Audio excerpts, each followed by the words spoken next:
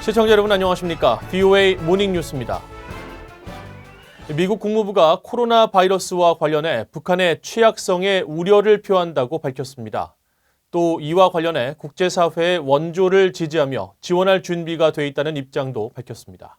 첫 소식 박형주 기자가 보도합니다.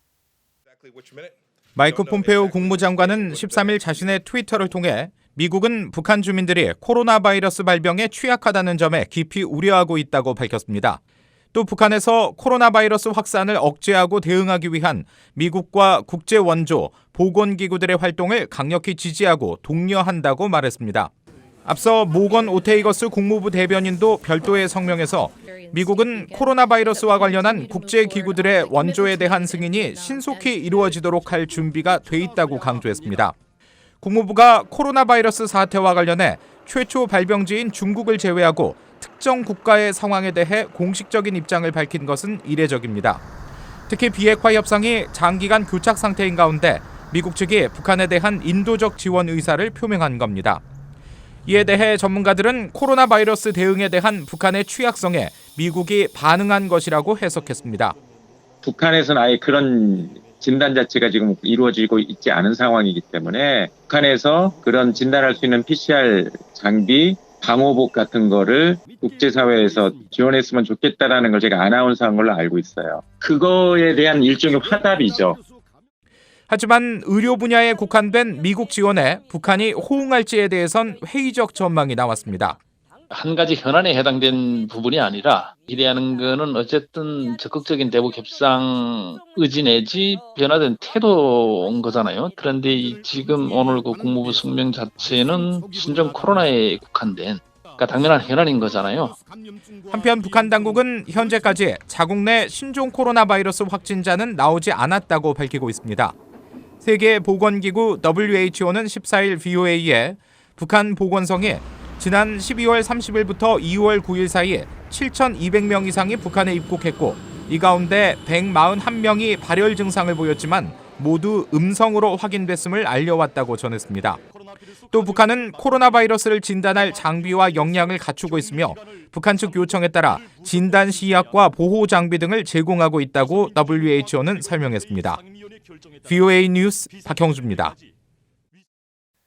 북한이 지난해 말 새로운 전략무기 공개를 예고한 것과 관련해 미국 북부사령관은 미국 본토 위협 역량을 진전시킬 수 있는 대륙간 탄도미사일 ICBM일 것으로 예상했습니다. 앨런 샤퍼 국방부 부차관은 북한의 핵전력 향상에 우려를 표하면서 비핵화 협상은 북한의 인권 문제와 국제규범 준수라는 전제 조건이 필요하다고 강조했습니다. 김시영 기자가 보도합니다. 상원 군사위원회 청문회에 출석한 테런스 오셔너시 미국 북부사령관 겸 북미항공우주방위사령관은 북한이 미국 본토를 위협할 수 있는 훨씬 더 뛰어난 대륙간 탄도미사일 ICBM의 비행 실험을 할 준비가 돼 있을 수 있다고 말했습니다. 오셔너시 사령관은 서면 답변을 통해 지난해 말 북한 김정은 위원장은 새로운 전략무기가 무엇인지 구체적으로 밝히진 않았지만 최근 엔진 실험 등은 이런 준비를 시사했다는 겁니다. 또 북한은 2017년 수소폭탄뿐만 아니라 미국에 도달할 수 있는 2개의 ICBM을 성공적으로 실험했다고 상기하면서 지난해 북한은 신형 단거리 미사일 시스템 실험 등을 감행하면서 궁극적으로 그들의 전략 시스템에 통합될 수 있는 기술의 진전을 이뤘다고 평가했습니다. 이런 가운데 앨런 샤퍼 미 국방부 군수담당 부차관은 워싱턴에서 열린 2020 핵 억지 회의에 참석해 핵 확산 추세를 우려하면서 북한의 핵 개발을 대표적 사례로 들었습니다. I look at proliferation in countries that may or may not be stable and sane. Anybody comfortable with North Korea having a nuclear weapon? It's kind of worrisome, isn't it?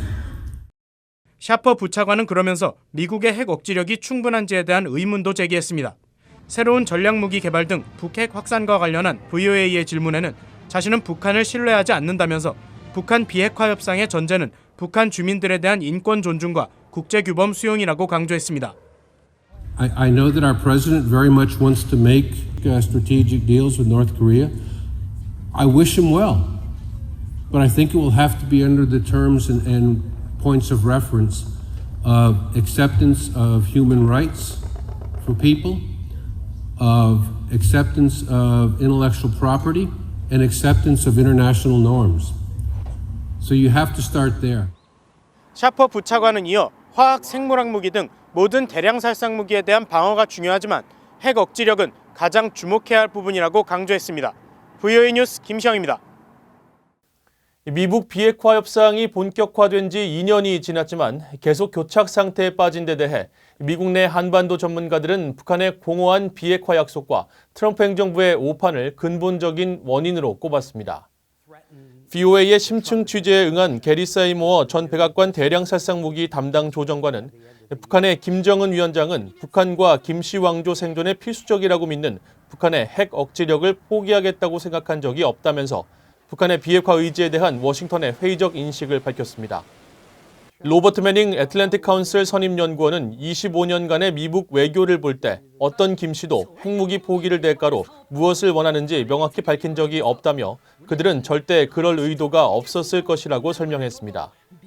전문가들은 북한이 이런 모호한 태도 속에서 미국의 일방적인 양보를 끌어내기 위해 늘 비핵화 협상 여지를 남겼다는 점 역시 미국의 판단력을 흐리게 만든 요소이자 지리하게 협상을 끌게 만든 주요 원인이라고 지적했습니다.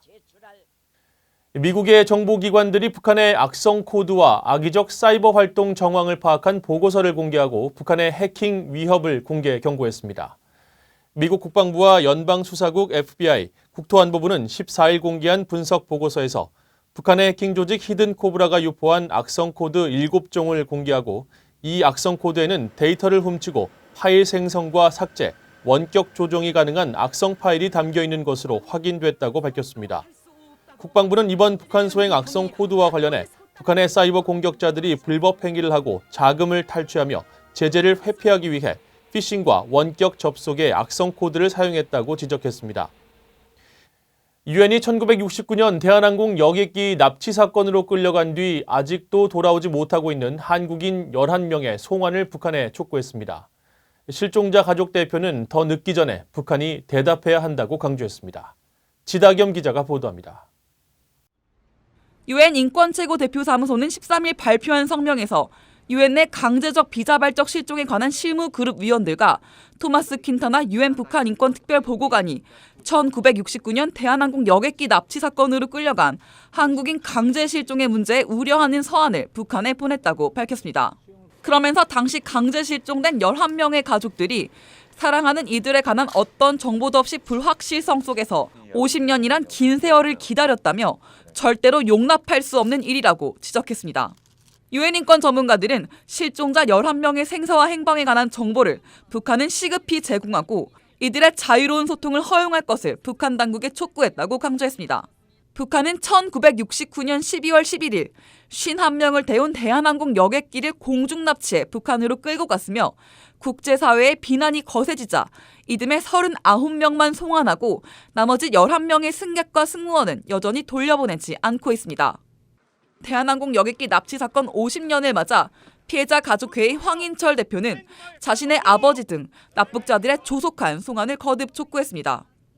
50년간 아무런 이의 없이 북한에 강정유된 우리의 가족이 아직도 송환되지 않았음을 알리며 국제사회의 원칙과 질서에 따라 송환을 이룰 수 있도록 요구합니다. 황 대표는 이날 아버지와 찍은 유일한 사진이라며 납북 전 아버지의 모습을 담은 흑백 사진을 들고 나왔습니다.